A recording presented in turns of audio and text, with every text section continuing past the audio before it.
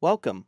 We are thrilled to have you joining Provisio Partners Human Services Innovation webinar series as a part of this year's Dreamforce to You.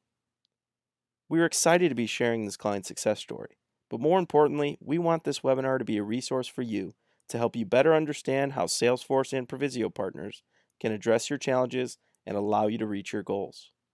As a part of that, we are here to answer your questions. So we invite you to enter your questions throughout the webinar using the chat function located on the right-hand side of the screen. We will be answering questions in the chat during the presentation, and there will also be time at the end where our speakers will answer the questions live. So without further ado, let's kick things off.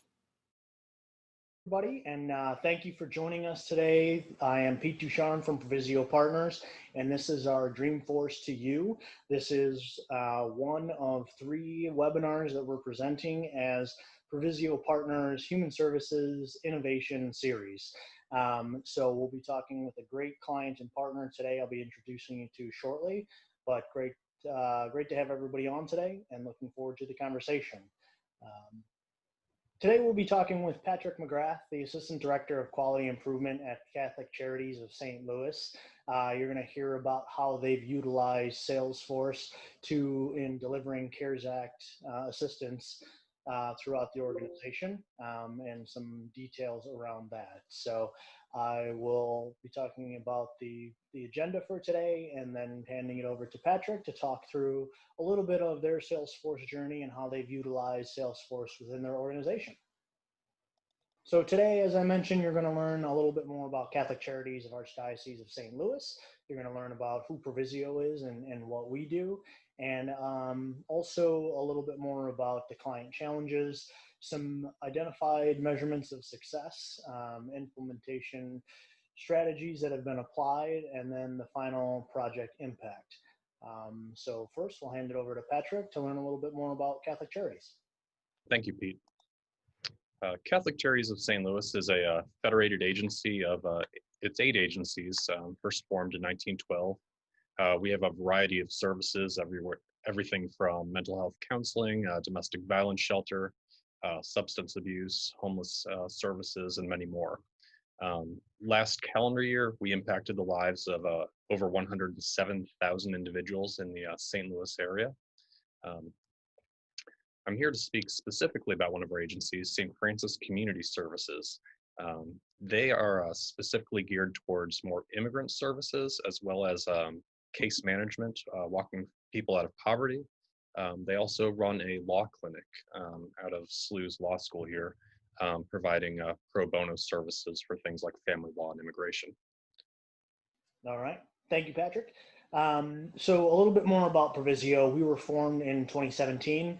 We only work with human service organizations. We are a premium partner in the Salesforce ecosystem, but we really wanted to be good at something, and that something is working with human service organizations. Our mission is to really help organizations drive their mission through technology, and Salesforce is that technology that we utilize. To date, we've partnered with over 95 clients and delivered more than 160 projects, and that number is continuing to grow.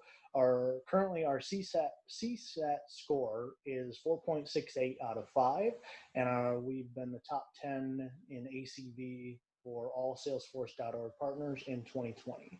So ultimately, at the end of the day, we are a human services consulting firm.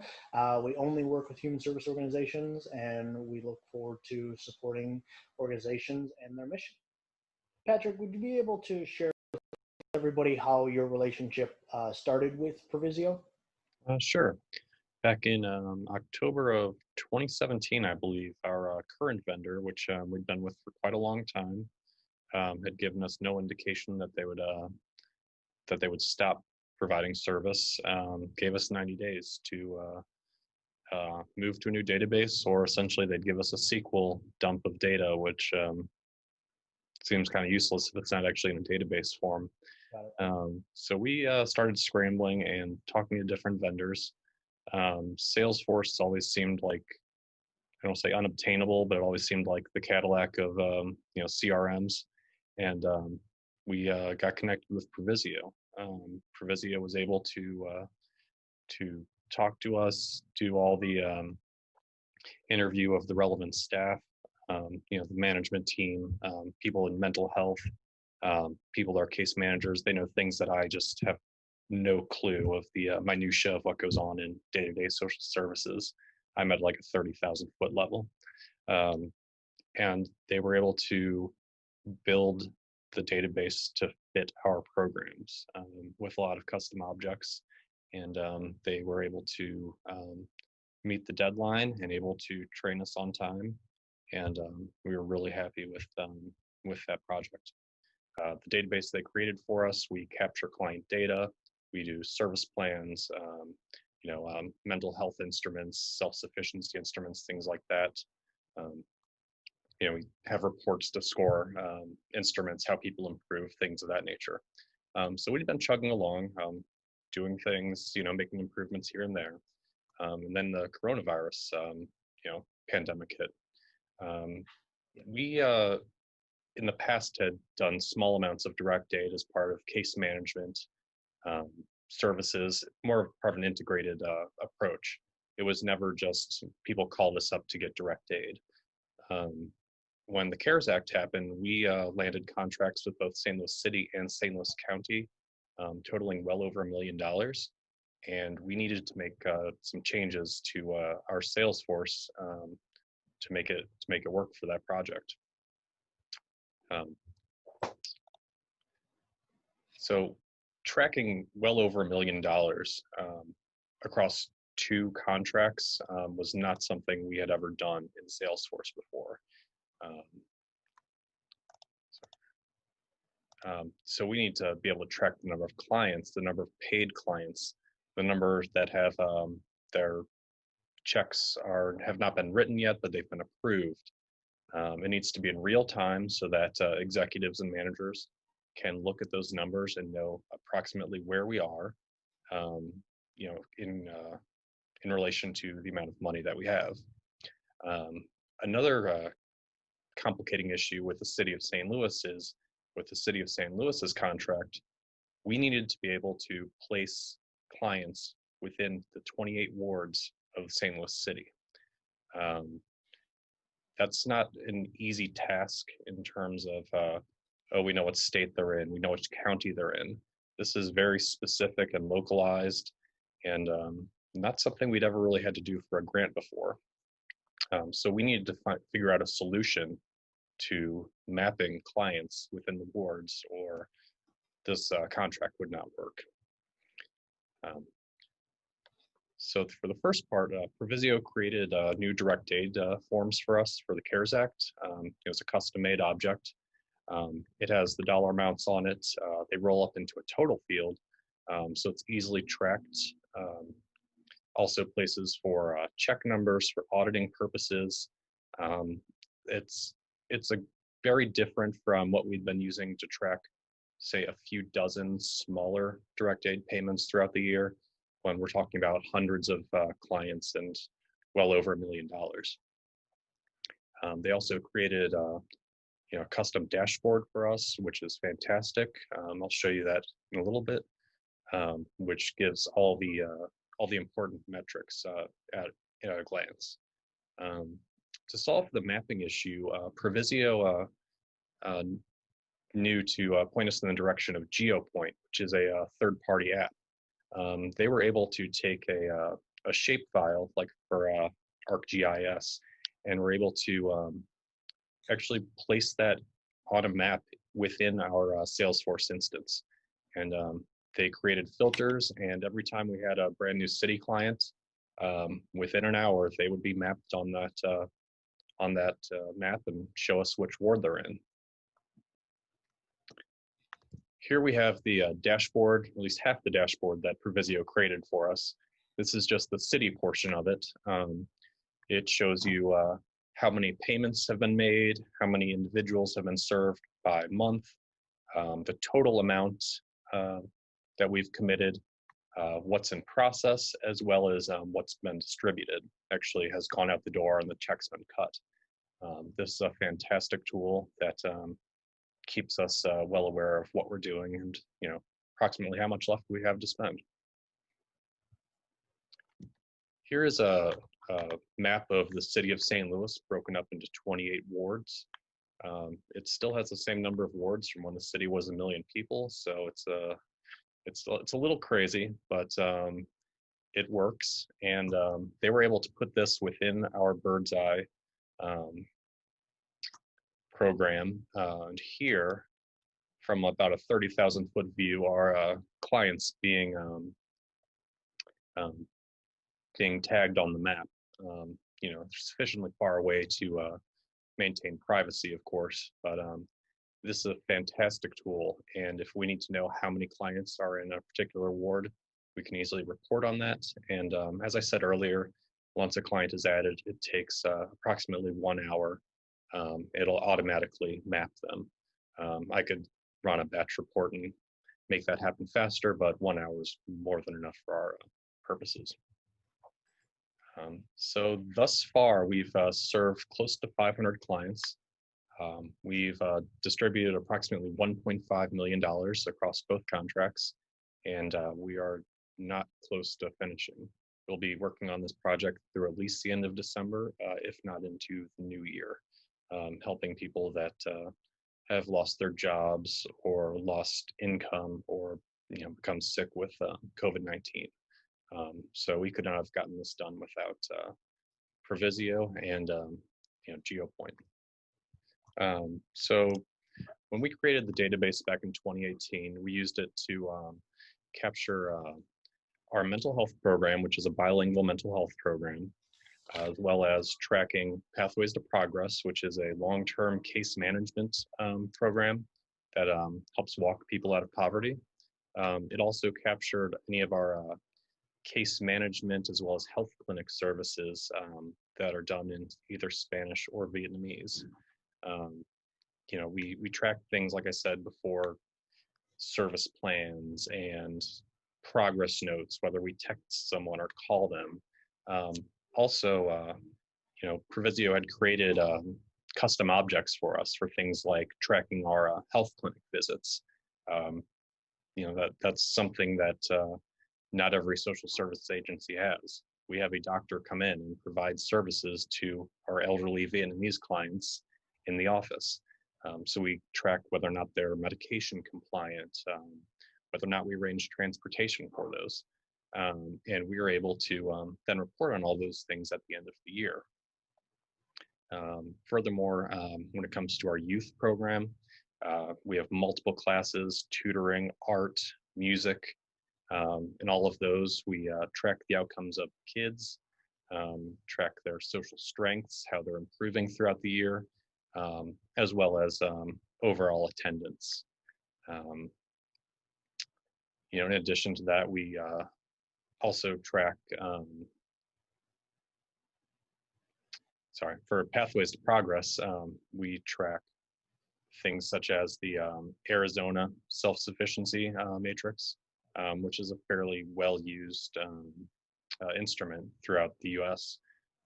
So we can track how people are improving in different matrices such as housing and income, adult education, childcare, and all of this is done through Bird's Eye. So as far as utilizing and having, Salesforce as your central database or your single source of truth, utilizing that for outside reporting, are you using Salesforce for any sort of direct integration to mandated reporting, or how are you pulling data from Salesforce for other reporting that you need to do as an organization? We only use it for client data. We do not use it for financial data because we're part of the Archdiocese, so we're mandated to use Razor's Edge, which is what they use.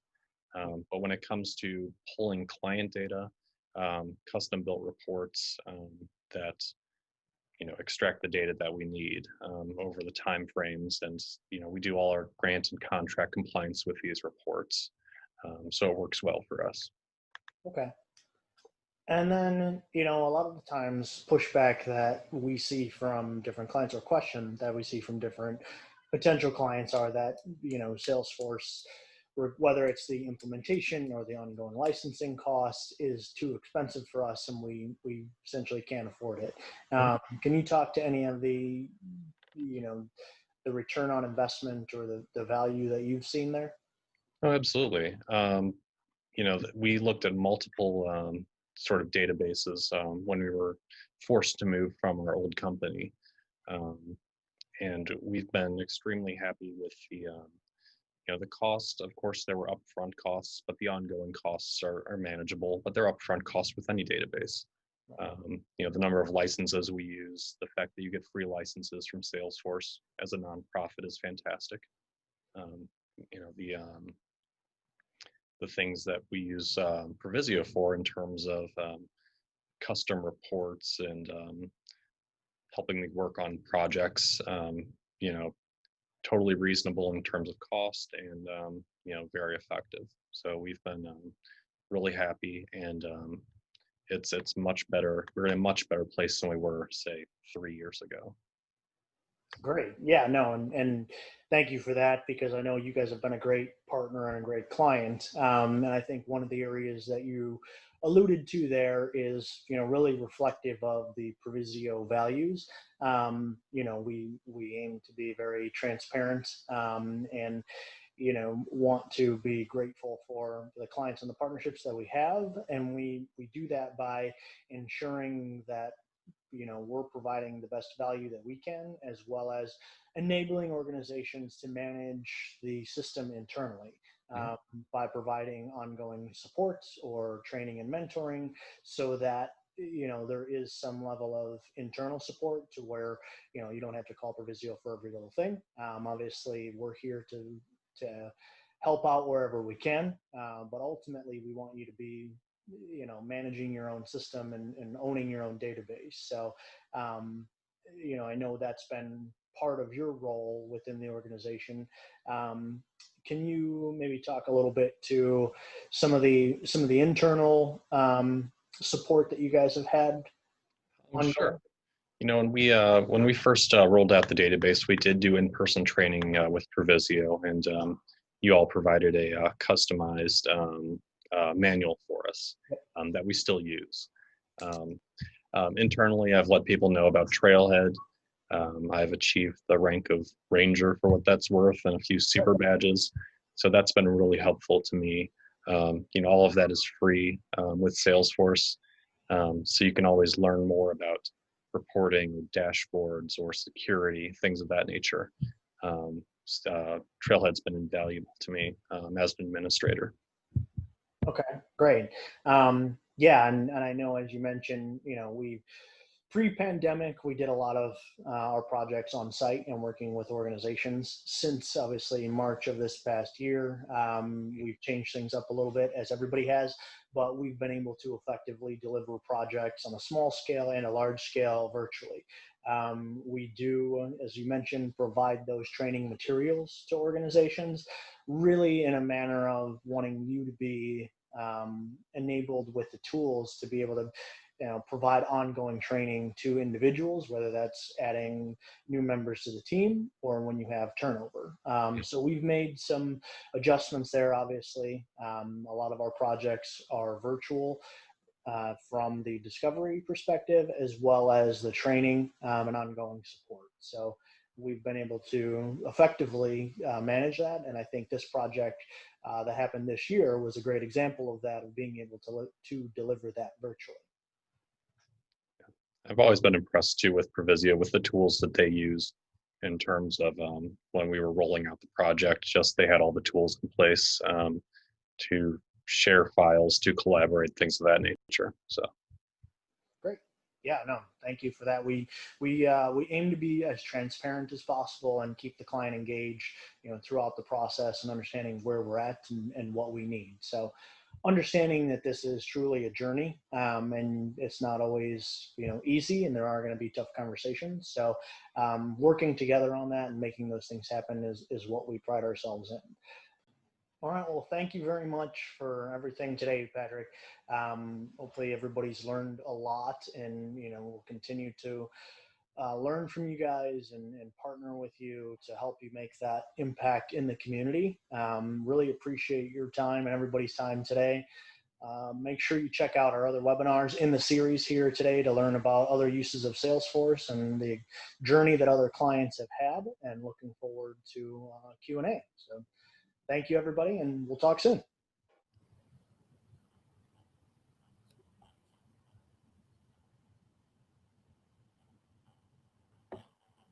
All right. Well, I appreciate all your time here, Patrick, and a great conversation. I think it's time to take a look at some of the questions that we have in the chat. I know I've been able to kind of type up an answer to Rebecca's question that I'm going to send out now. But as far as I see, Frank has a question around billing. Patrick, how are you guys using Salesforce for billing, if at all? We don't use Salesforce for billing. Things such as our mental health program, which is in Spanish, we don't actually bill for that. So Okay. unlike many mental health counseling places, that's just not part of it. But we do use the data. We do extract the data to, do contract and grant compliance to receive funding. So. Okay. And I know, we have a lot of different clients that utilize Salesforce in a variety of different ways regarding billing. A lot of times there's ways to pull reports and pull data from Salesforce. One of the biggest values of Salesforce is the way that you can get information out. There are certain situations where there is direct integration that really depends upon kind of the other systems, as Salesforce is an open API and has the ability to integrate with most systems. It's just really a matter if other systems are going to play nice with Salesforce. So hopefully that answers a little bit of the question. But Frank, obviously we can follow up and get into a specific use case that you may have. There's usually a solution to that, so we can take a look at it. I see Rebecca was asking about Bird's Eye. We touched on that a little bit, but really, first and foremost, Bird's Eye is Provisio's philanthropic giveback. We allow organizations to use that tool without any ongoing cost. It really is used for advanced case management. I would call it really a set of data models and components that allow for an accelerated implementation. So we've already built a framework really around case management and advanced case management, and then we're able to kind of streamline that when working with the different organizations. So what add-on is used for tracking class and attendance. Thanks, Yvonne.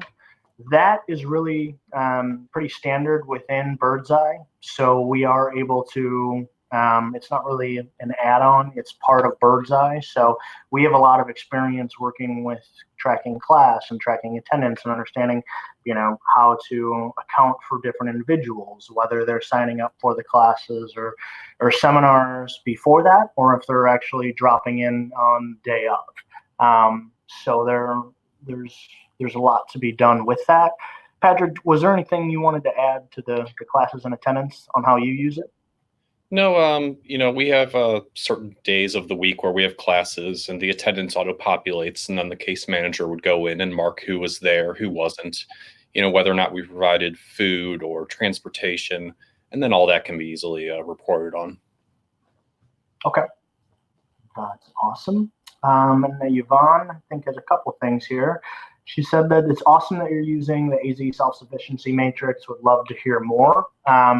Is there anything additional that you can add there, Patrick, on how you guys started using that or how that's evolved? It's a pretty standard instrument that's used by many social service agencies across the country. It's a 1 through 5 scale on multiple items it looks at. And we can look at the progression over time for a single item, such as housing or income. But we could also look at the average score and compare those as well. So we can look at it more than one way. Okay. Very good. Thank you. Are you able to create your own custom reports without always relying on Provisio? Oh, absolutely. I've taken many reporting or dashboard training modules through Trailhead. Provisio definitely created some standard reports for me at the beginning that I've been able to then modify. I create my own. But sometimes if, I need a little bit of extra help, I can definitely go to Provisio and, lean on their help desk for something that might be outside of my wheelhouse, or something where I just can't envision how to create that, and they can show me how that's done. Yeah, and that is really a standard part of our project on any implementation. Training is a big aspect for us, because we want to ensure that the organization is able to use the system and utilize it. Obviously, Trailhead is a great resource, but we also want to make sure that we're enabling the organization to be able to continue using the system. Our model is really a train the trainer model, so that you have all of the tools that you need to train, whether you have turnover, which is an area that we've seen, or even if you're adding to the team. So essentially, we want to make sure that you're able to continue learning and continue training individuals on the system that you have. So hopefully that answers that question. Let me see. Helen has a question. You noted earlier that your transition to Salesforce was expedited due to your former vendor ending service. What tips do you have for facilitating smooth transition between platforms? Patrick, I'll let you start on that one. Sure. I mean, it helped that we had buy-in from the top. So definitely people were on board at all levels. Our old database worked, but it was a little clunky. So people were excited to move forward. And definitely it helped bringing everyone to the table, because as I noted earlier, I'm not a clinician. So there are things that somebody who does case management, or somebody that does therapy, things that they know that I may not know, or they may have questions that I just I wouldn't think of myself. So it's good to bring everybody around the table. Yeah. And Helen, as far as what we see, the sooner you start that conversation related to, what you're going to be transitioning to, even if it's a year from now, you feel that you're going to have to transition from your current system to Salesforce, or you want to transition to Salesforce, the earlier that we can start that conversation, the better, because depending upon what the current state is, it could take some time to get you to bridge over to Salesforce and make that transition smooth. So, we're always open to conversations, even if it's, a year, 2 years out, and being part of that, long-term strategy. So I think we have some more questions here. What are some of the challenges and opportunities you face to rolling out projects during COVID? I'll take that one, Rebecca. I mean, we've when everything kind of changed early in the year here, and around, I think it was March 17th, Provisio, we were in a pretty good position already. We were working with a lot of clients virtually. A lot of our discovery, when we could, we would do it in person, but when not, we would do it virtually. So, some of the challenges, I would say, are getting comfortable with getting all of the minutia and having those side conversations that come up in between conversations with clients, and really working to try and establish those relationships and get that additional information so that we have everything we need when we're designing the system. It really has been an opportunity. I think, being able to have those individuals on kind of a structured call where we can kind of go through an agenda and talk to what the different points are. I think there's some efficiencies there in implementations. And also, even on the training aspect, I mean, we used to do the majority of our training in person with additional tools beyond that. But now through video training, and being able to provide digital copies of everything, and running through everything virtually, there's an opportunity to record sessions so that we're able to go back to them so that the clients have those additional, you know, tools to continue training their own teams. So I don't know, Patrick, was there anything you would want to add to that as related to the rollout that we did this year? No, I mean, everything, was done. You had all the right tools to do it, communicate online and work together. So, it was smooth. All right. See, we have some more questions here. Yvonne, I see it would be great to see a dashboard for reporting. We can certainly follow up and schedule a demo to walk you through that. Additionally, I believe in the webinar this afternoon that client's going to be actually doing a live walkthrough of their Salesforce instance that shows some of their dashboard and reporting. So if you can't make that, we can get your recording, or we can set up a live demo for you. So we'll follow up on that. And so I see a question here. If Birdseye is free, then how does Provisio make its money in the Salesforce.com implementation lifecycle? Great question. Provisio is a services-based company. We make all of our revenue through services. So there is a fee related to implementation. There is no, and that's based upon the hours that are required to work through that implementation. There is no licensing cost or ongoing fee for the use of Birdseye, even after, if there is continued support provided by Provisio, if there are additional changes or support that you need from us, but there's not an ongoing annual licensing fee for Birdseye. Similar, that's other products do have some ongoing licensing fees. So that's what makes Birdseye a little bit different. So I see Sheila answered Yvonne's question about using PMM for classes within Salesforce. And Birdseye does leverage the project management or program management module. So that is part of it as well. And